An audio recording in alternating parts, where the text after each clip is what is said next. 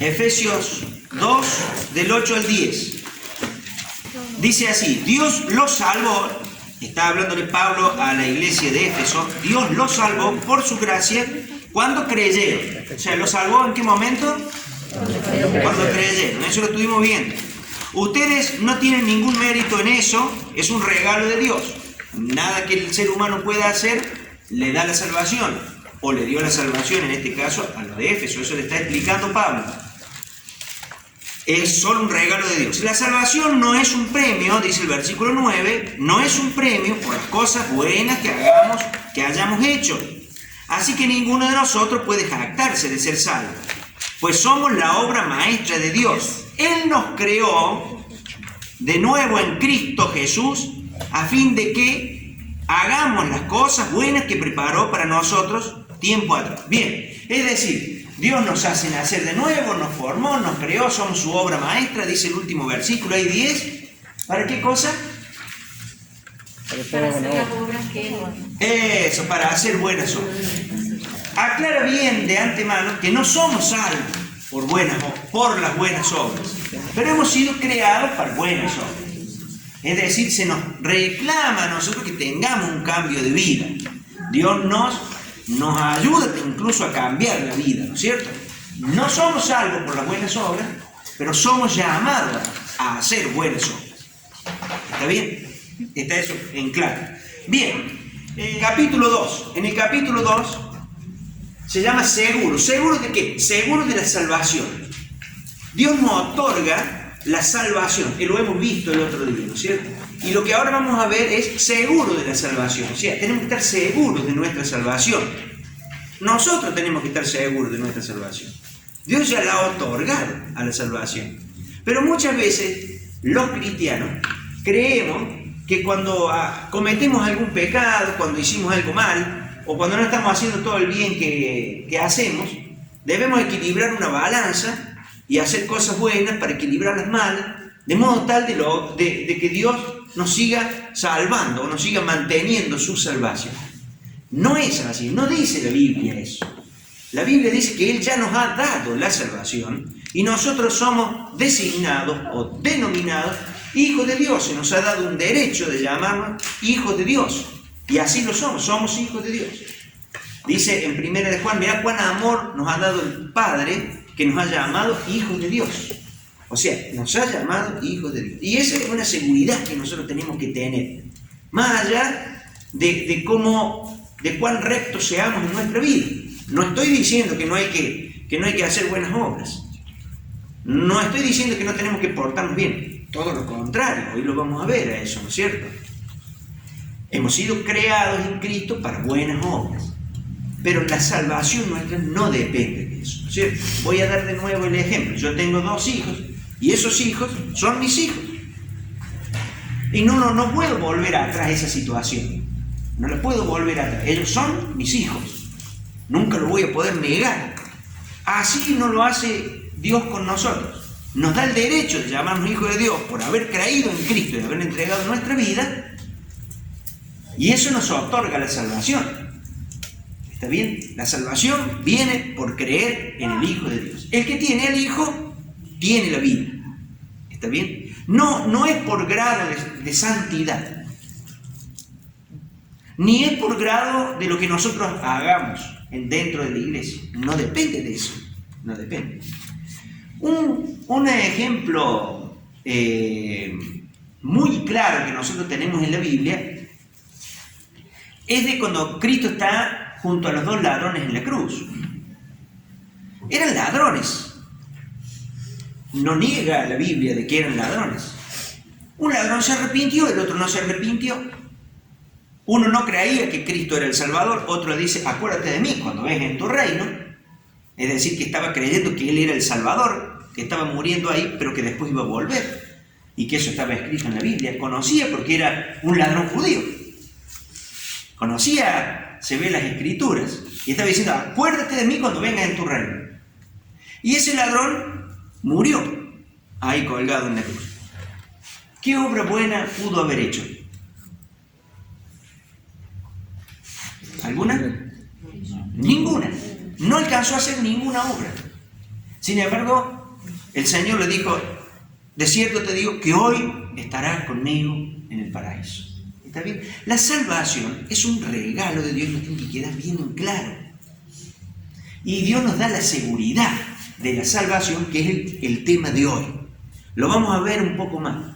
Digo esto porque muchos creyentes, y muchas veces de muchos años dentro de las iglesias evangélicas, dudan si son salvos o no.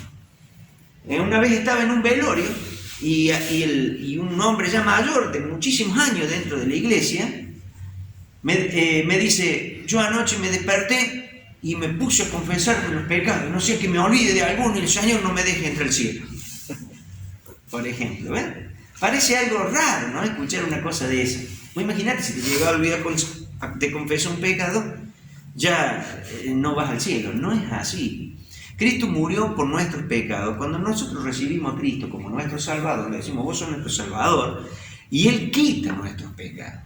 Entonces, desde ese momento, nuestros pecados son cargados por Él.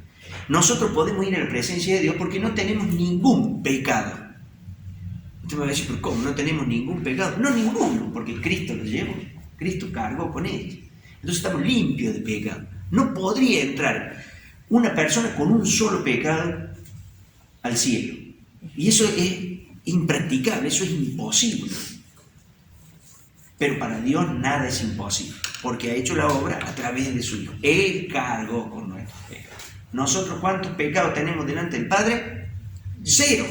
Y le digo más, como si nunca hubieran pecado. ¿Está bien? Como si nunca hubiésemos pecado. Ese es el estado que nos deja la obra de Cristo. Lo que Cristo hizo en la cruz nos otorga eso. Dios nos ve totalmente limpios, sin ningún pecado y como si nunca hubiésemos pecado. Esa es la realidad. Vamos a ver ahora, en el capítulo 2 también se divide en 3 partes. La primera parte dice, Dios me da seguridad. Segunda parte o punto B es, Dios me advierte. Y tercer punto, Dios me da una alternativa. Esta alternativa básicamente contiene a la lección 3, ¿no es cierto? Bien, ahora vamos a leer Romanos capítulo 8, 38 y 39. Romanos capítulo 8, 38 y 39. Dice así, ¿lo encontró? Y estoy convencido de que nada podrá jamás separarnos del amor de Dios. Ni la muerte, ni la vida, ni ángeles, ni demonios, ni nuestros temores de hoy, ni nuestras preocupaciones de mañana, ni siquiera los poderes del infierno pueden separarnos del amor de Dios. Ningún poder en las alturas ni en las profundidades, de hecho nada en toda la creación, podrá jamás separarnos del amor de Dios que está revelado en Cristo Jesús, Señor nuestro. Básicamente, no hay nada que nos pueda separar del amor que Cristo demostró por nosotros en la cruz. La salvación se logra por fe en Cristo Jesús. A no ser que yo niegue esa fe en Cristo Jesús, no hay manera de ser separado de esa fe. No hay nada que me pueda separar del amor de Dios manifestado en la cruz a través de Cristo. ¿Se entiende ese concepto? Nada me puede separar. Dice, tanto nos amó Dios que ha entregado a su Hijo. ¿Ve? Ahí está la manifestación de amor. Nada me puede separar del amor que Dios manifestó en la cruz. Nada me puede separar. Entonces ahora con eso contestamos los puntitos que están en el apunte del 2 al 7, ¿no? El puntito 1 preguntaba, dice, no hay forma de... dice, una vez que hemos aceptado a Cristo, ¿hay alguna forma de separarnos del amor de Dios? ¿Qué decía Romanos 8, 38 y 39? Que no. Perfecto. Nos tiene que quedar claro eso. No. Vamos ahora a Juan, capítulo 10, versículo 27 al 29. Juan 10, 27 al 29. Dice así, mis ovejas escuchan mi voz, yo las conozco y ellas me siguen. Les doy vida eterna y nunca perecerán. Acá está hablando Cristo.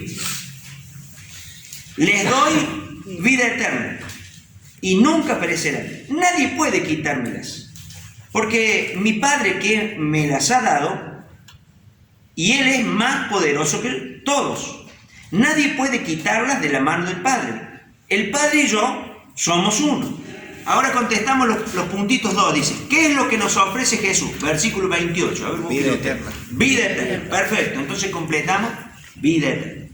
Después pregunta, en el puntito 3 dice, ¿quién da la vida eterna? Jesucristo. Claro, Jesucristo. Él dice, yo les doy vida eterna, ¿no? Puntito 4 dice, ¿puede terminar algo que es eterno? No, imposible, nunca, jamás. Dice, el tiempo del verbo dar es presente, porque él dice, yo les doy vida eterna. ¿Está bien? Está dándola ya la vida eterna. No es, vamos a ver si vas a tener vida eterna. Vamos a ver si sos salvo. Ya está otorgado ese derecho. ¿Se entiende eso? Es justamente el concepto que venimos explicando, ¿no? Dice, el tiempo del verbo dar es presente. Esto nos indica que ya tenemos la vida eterna. La vida eterna no empieza cuando morimos, sino desde el momento en que aceptamos a Cristo como nuestro Salvador personal. El puntito 5 pregunta, dice, ¿cuándo pereceremos? Y la contestación está en el versículo 28. ¿Cuándo? Jamás, nunca. Dice, ¿existe la posibilidad de que nos arrebaten de la mano de Cristo? No. ¿Podría alguien arrebatarnos de la mano de nuestro Padre? No. Bien, perfecto. Entonces, no hay duda de la salvación, ¿no? Por eso este capítulo se llama Seguro de nuestra salvación. Vamos a hacer otra acotación. Muchas veces yo he escuchado predicar y muchas veces se usan algunos versículos que no son aplicables a la persona que se ha entregado a Cristo. Por ejemplo, Mateo 24 y 25. Ahí está hablando de un evento particular, Jesús, profético, que aún no ha ocurrido. Los discípulos le preguntaron, ¿cuándo vendrá el fin del mundo? ¿Cómo será esto de tu venida? Y Jesús empieza a explicar. Entonces, no tiene nada que ver con la iglesia. No es aplicable lo que ahí dice a la iglesia. ¿Está bien? Porque por ahí hay versículos, si nosotros usamos algunos versículos de esos para predicarle a la iglesia entra en duda si es algo o no. Esos versículos no son aplicables a la iglesia, porque la iglesia ya habrá sido arrebatada antes de ese evento. ¿Está bien? ¿Se entiende? Por eso tengamos cuidado con lo que nosotros aplicamos a la iglesia. Ningún versículo, ninguna cosa, ¿no es cierto?, bien interpretada en la palabra de Dios, hace al creyente dudar de su salvación. ¿Se entiende? Cuando usted escucha predicar y en la prédica pareciera que usted tiene que hacer algo para ser salvo o ha fallado usted en hacer algo, ¿no es cierto? Entonces está mal interpretada. No es para la iglesia. El creyente es salvo. Usted ya tiene vida eterna. Por eso nunca dude de su salvación. Es un regalo de parte de Dios, ¿no es cierto? Es como cuando a uno le regalan algo, a usted le regalan una Biblia, y esa Biblia es suya, no tiene que andar preguntando cada tanto si esta Biblia es suya, ¿no? ¿Está bien? Si se la han regalado, es suya. Es lo mismo que si usted lo hubiera comprado. No dude de la salvación. Dios le da la salvación por el solo hecho de usted haber entregado su vida, por haber puesto la fe en Cristo Jesús, en la obra que Él hizo, haberse arrepentido de sus pecados y haberle recibido en su corazón, que es lo que hemos visto en la clase de hoy. Efesios ahora, capítulo 1, versículos 13 y 14. ¿Alguien puede leerlo? En él también vosotros, habiendo oído la palabra de verdad, el evangelio de vuestra salvación, y habiendo creído en él, fuisteis sellados con el Espíritu Santo de la promesa, que es las arras de nuestra herencia hasta la redención de la posesión adquirida para la alabanza de su gloria. Perfecto. Bien. Fíjense que dice que cuando nosotros hemos creído, hemos sido ¿Sellados con qué? Con el Espíritu Santo. Es decir, dentro de nuestro está el Espíritu Santo. La persona que cree, la persona que recibe a Cristo, automáticamente adquiere el Espíritu Santo. El Espíritu Santo entra en su vida y empieza a trabajar en su vida. Empieza a cambiar y demás. Pero, digamos, es sellado con el Espíritu Santo la persona.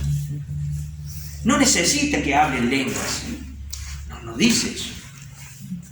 Inmediatamente dice, cuando creyeron, ¿puede leerlo de vuelta? Cuando ustedes creyeron. En él también vosotros, habiendo oído la palabra de verdad, el evangelio de vuestra salvación, y habiendo creído en él, fuisteis sellados con el Espíritu Santo de la promesa, que es las arras de nuestra herencia hasta la redención de la posesión adquirida para la alabanza de su gloria. Perfecto. Leo de esta versión, que por ahí es un poquito más fácil de entender. Dice, y ahora ustedes, los gentiles, o sea, aquellos que no han sido judíos, incluso le está hablando, también han oído la verdad, la buena noticia de que Dios los salva. Además, cuando creyeron en Cristo, Dios los identificó como suyos al darle el Espíritu Santo, el cual había prometido tiempo atrás. El Espíritu Santo es la garantía, la otra versión dice arras, es lo mismo, es la garantía que tenemos de parte de Dios de que nos dará la herencia que nos prometió y de que nos ha comprado para que seamos su pueblo. Dios hizo todo esto para que nosotros le diéramos gloria y alabanza. ¿Está bien? Es decir, cuando nosotros creemos, Dios nos identifica como suyo, nos sella con el Espíritu Santo. A los que conocen algo de campo, o lo pueden ver en algún documental, como yo me crié en el campo, le voy a dar ejemplo. A los animales se los sella con una marca de fuego. ¿Es así? ¿Han visto eso? ¿Han visto hacer? La marca de fuego normalmente se coloca en el anca del animal, la parte trasera, y quema todo lo que es pelo, incluso el cuero, de modo tal de que no nace más pelo en ese lugar. ¿No es cierto? Entonces, la marca mía, me llamo Sandro López, capaz que yo la doy a conocer en la municipalidad, la identifico y demás, como SL. SL. Entonces, todo animal que diga SL va a ser mío. Como no se borra, entonces cuando un animal se pierde, dice, ¿este animal de quién será? Ah, mira, SL. Ah, es de Sandro López. Porque los vecinos se conocen, por supuesto. Es lo mismo que ocurre. También se es responsable de ese animal, ¿no es cierto? Si ese animal se escapa, sale a la ruta y alguien lo choca y muere, allí vamos a ver de quién es el animal que se fue a la ruta y lo chocó este buen señor y murió. Ahí dice, ah, mira, tiene la marca, es él, Sandro López, es responsable. ¿Está bien? Está identificado. Así Dios nos identifica a nosotros dándonos el Espíritu Santo. Usted dirá, pero yo no me doy cuenta que tengo el Espíritu Santo. No sé, no estoy bien seguro, sí, porque a mí no me pasó nada raro, nada extraño. No peso 10 kilos más desde que recibí a Cristo. ¿Cómo no pesa nada el Espíritu Santo? ¿Qué sé yo? Usted puede pensar eso, ¿no es cierto? Bueno, si usted no hubiese estudiado, tampoco sabría que tiene un hígado, porque nunca se abrió usted el cuerpo para ver si tenía un hígado. ¿No es cierto? Nunca se abrió usted, ¿no? O si usted no se sabe que tiene un apéndice, pero porque sabe que existe el apéndice, o sabe que existen los riñones, si no, no.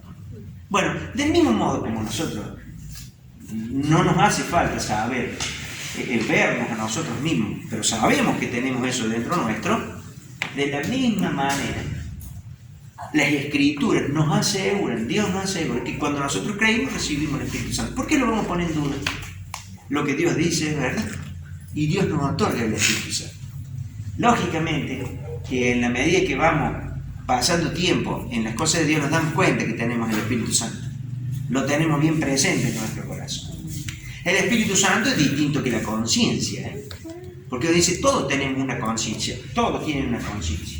Pero yo la conciencia lo puedo oscurecer. Por ejemplo, un ladrón oscurece la conciencia, ¿verdad? El ladrón roba la primera noche y se siente mal, se siente perseguido.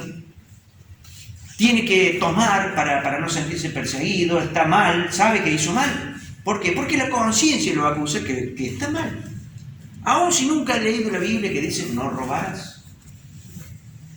La segunda noche sale a robar y también se siente mal. La tercera noche quizás también. La cuarta ya empieza a decirle a su conciencia, quédate ahí al costado porque yo salgo a trabajar. Este es mi trabajo. Y empieza a justificar todo lo malo que está haciendo. Entonces la conciencia puede ser oscurecida. A tal punto que el ladrón al último hace eso creyendo que está bien. Incluso que es honorable. No sé por qué no lo entendemos. Pareciera ser que él está haciendo su trabajo, así como el que junta la basura, así como el que revoca, así como que coloca piso. Pareciera ser que está haciendo su trabajo. ¿Está bien? Y es incluso un acto de justicia, porque él no tiene nada y le quita el que tiene. Entonces está súper justificado. El Espíritu Santo no puede entenebrecerse. Es distinto. El Espíritu Santo al creyente, primero, que le da la fortaleza para dejar lo malo, pero nunca lo podemos oscurecer. Siempre nos va a decir que robar está mal. Siempre. Entonces, cuando nosotros vamos a Dios, sabemos, por ejemplo, que hemos robado. Entonces, Señor, te pido perdón porque he robado. He hecho esto, he hecho aquello. Señor, te pido perdón porque en esto he estado mal, en esto otro también. No hay manera de oscurecer. El Espíritu Santo sigue obra en nuestra vida y nos va marcando nuestros errores. Esa es la diferencia con la conciencia. Conciencia tienen todos. Espíritu Santo tienen aquellos que han creído en Cristo como su Salvador. ¿Está claro ese concepto? Bien, lo dice la Biblia acá. Hemos sido sellados cuando creímos con el Espíritu Santo. Bien, vamos ahora entonces a contestar ahí puntitos 8 y 9. Dice, ¿cuál es la obra que Dios hizo en nosotros? Nos trajo la salvación. Nos salvó y además nos selló con el Espíritu Santo. Bien, dice, ¿cuándo fuimos sellados? Cuando creímos en Jesús. Bien, cuando creímos en Jesús. No cuando tenemos 10 años de creyente. No es eso. Dice, cuando nosotros creímos en Jesús. ¿Está bien? Cuando entregamos nuestra vida. Bien, vamos ahora a 1 de Juan, capítulo 5, versículos 11 y 12. Este versículo lo nombramos el otro día en la primera clase porque era necesario nombrar. Este es el testimonio, que Dios nos ha dado vida eterna, y esta vida está en su Hijo. El que tiene al Hijo tiene la vida, y el que no tiene al Hijo de Dios no tiene la vida. Perfecto. Entonces, esto lo vimos en la clase pasada. Y el puntito 10 nos pregunta, ¿tiene usted vida eterna? Sí. Sí, ¿no es cierto? ¿Por qué? Porque tengo al Hijo. Porque tiene al Hijo, claro. Si tuviésemos que presentarnos delante de Dios con cualquier otro argumento, no sería válido. ¿Está bien? No tiene valor. Podríamos decir, somos buenos, somos evangélicos, somos católicos, somos mormones, somos creyentes, somos cristianos. ¿No? Tengo al Hijo. He recibido a Cristo como mi Salvador. Nada más que eso. El que tiene al Hijo, tiene la vida eterna. Tiene, presente. ¿No? ¿Podemos leerlo de nuevo? Y este es el testimonio, que Dios nos ha dado vida eterna, y esta vida está en su Hijo. El que tiene al Hijo, tiene la vida. El que no tiene al Hijo de Dios, no tiene la vida. Bien. Está expresado 3 veces. Dice, Él nos ha dado, ya nos dio la vida eterna. No es vamos a ver. Y luego dice, el que tiene al Hijo, tiene la vida. El que no tiene al Hijo, no la tiene. Así de claro. Así de claro. Hace un tiempo atrás alguien me dijo, las personas a veces se pierden, pero es porque desde chiquitos les han enseñado o no les han enseñado correctamente, ¿no? No les han enseñado que la salvación viene por creer en Cristo como Salvador, ¿no es cierto? Entonces la culpa no es de ellos, y Dios no los va a condenar, porque la culpa no es de ellos, la culpa es de quien le enseñó mal. No es eso lo que dice la Biblia. La Biblia dice, el que tiene al Hijo, tiene la vida. El que no tiene al Hijo no da la causa, la razón por la cual no lo tiene, pero dice, el que no tiene al Hijo, no tiene la vida. Y no hay forma de modificar eso, ¿no? La palabra de Dios es palabra de Dios. Es inmodificable. Él no miente. El que no tiene al Hijo, no tiene la vida.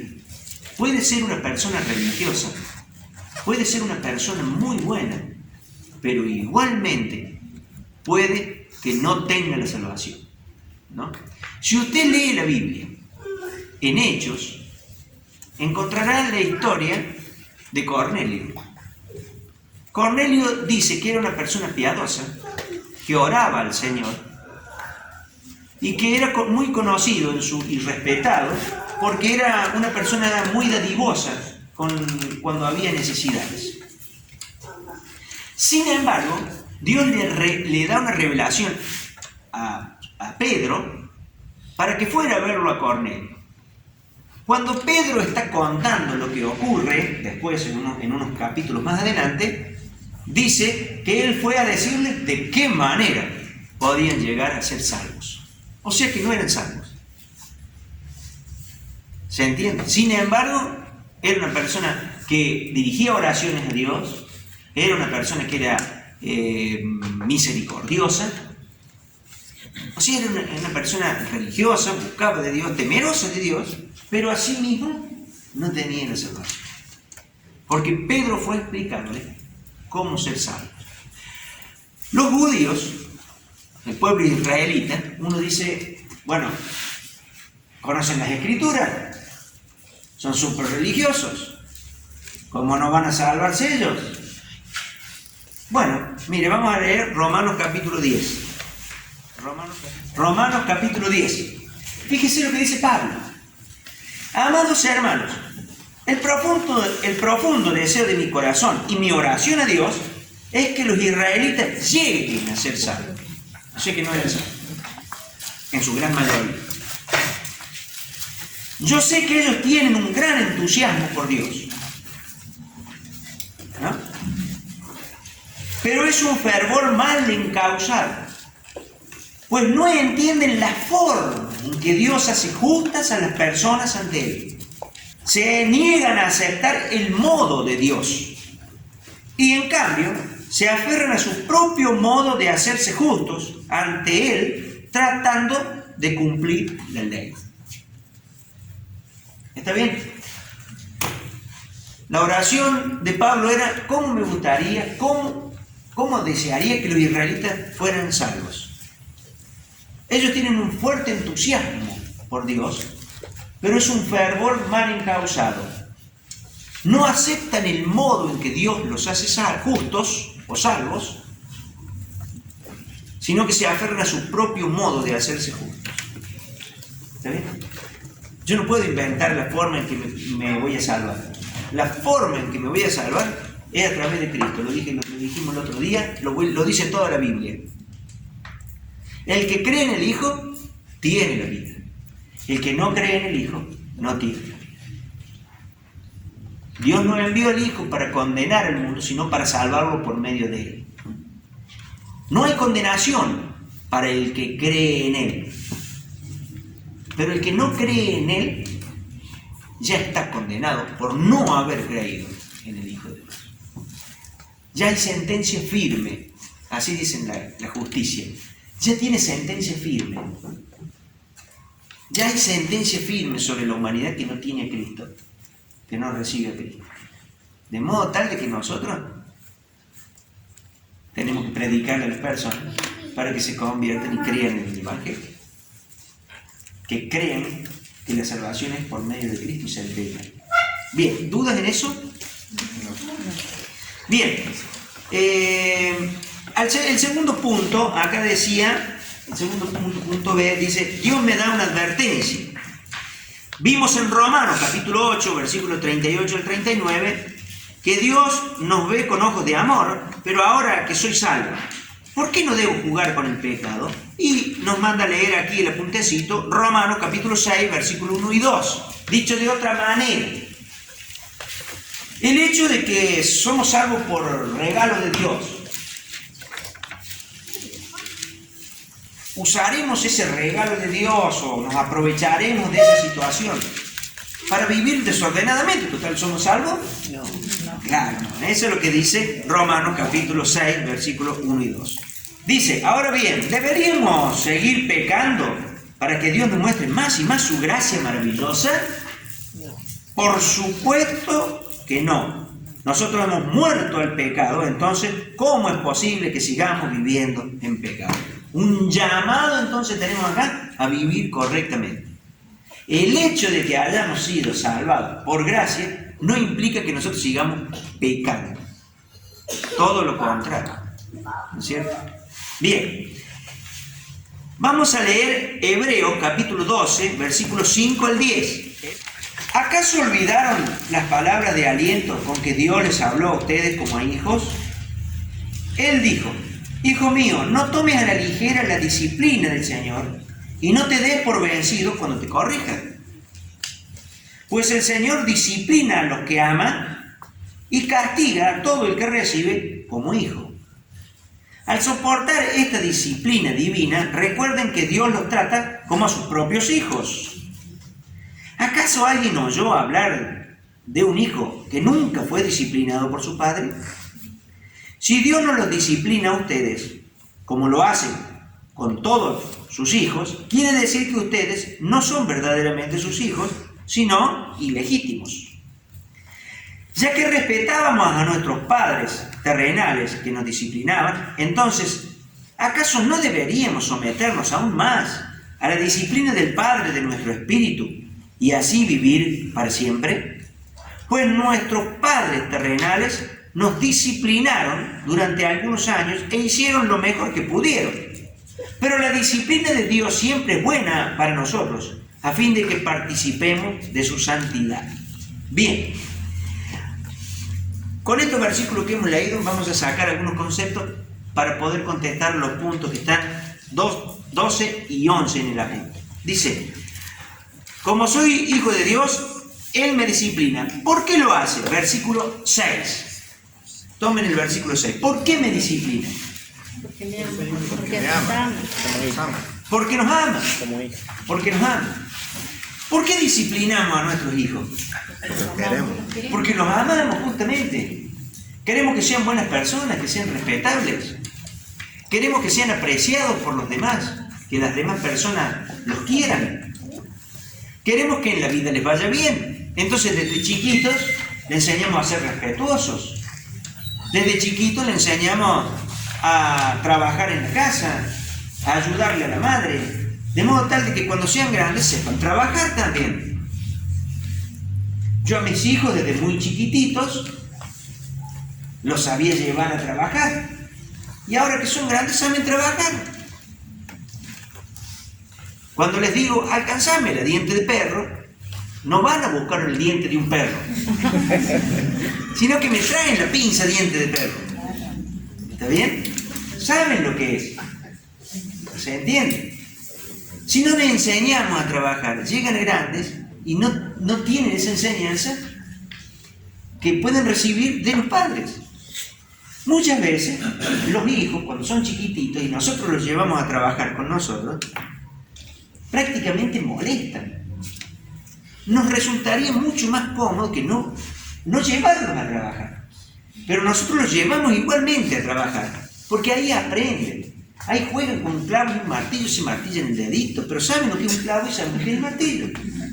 Y saben que para clavar el clavo hace falta un martillo.